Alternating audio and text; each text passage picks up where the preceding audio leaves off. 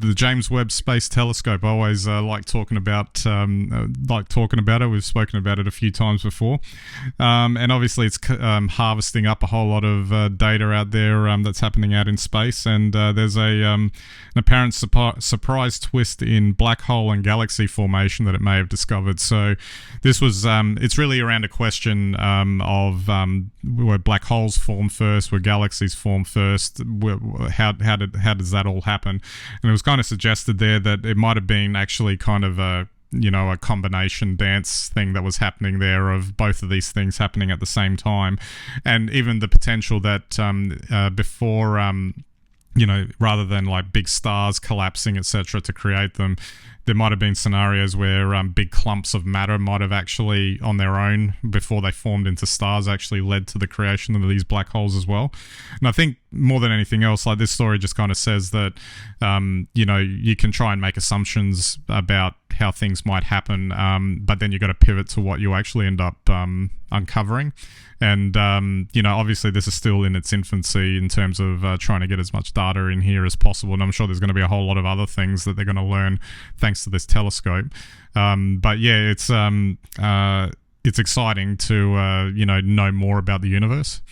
Oh, look, I just think if you think about the last 30 years, you think about what the Hubble gave us before James Webb, and now what we're getting from that, the images and what we're able to pick up is just unbelievable.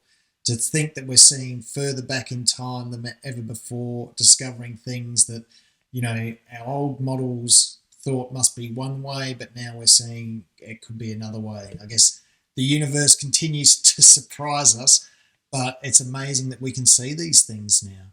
And, this for me, I think, underpins how rapidly our technology and scientific bases are just advancing. It's incredible.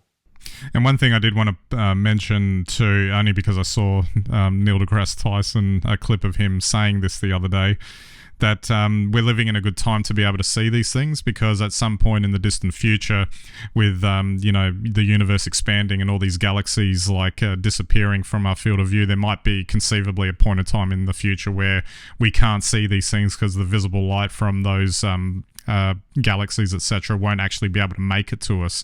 So it's kind of and who knows, and again, in his usual I'm gonna blow your mind way, he said maybe there's a whole bunch of things that we can't see that were there before, but we'll never know them. Well, that's right, and that's what this telescope is giving us a chance to look at. I mean, I think it's pretty funny what Neil says, because I wasn't expecting to live for another 10 million years anyway. Oh, wouldn't that be a thing? But it is amazing to think that our technology has advanced right to this point at this stage. So who knows what we'll be able to achieve in the next decade.